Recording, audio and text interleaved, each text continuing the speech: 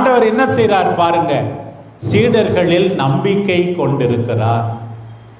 நம்முடைய பலவீனம் ஆண்டவருக்கு தெரியும், நம்முடைய இயலாமை தெரியும். ஆண்டவர் உன்னை நம்புகிறார், என்னை நம்புகிறார். என்னை நம்பி சேலம் மறை மாவட்டத்தை வழி நடத்துகின்ற பொறுப்பை ஒப்படைத்திருக்கிறார். உங்களை நம்பி உங்கள் குடும்பத்தாரை உங்களிடம் கொடுத்திருக்கிறார்.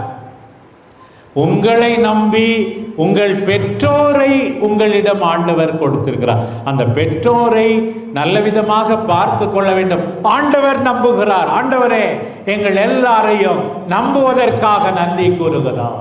பாருங்க, நானே செய்வேன், ஆனால் நீயும் என் கூட சேர்ந்து செய். வீட்டில் பார்த்துருக்கோம், சில சின்ன பிள்ளைங்க தோட்டத்தில் வேலை செய்யும் போது மண்வெட்டியை தூக்க முடியும்னா, அப்பா நானும் கொத்துறேன் அப்படி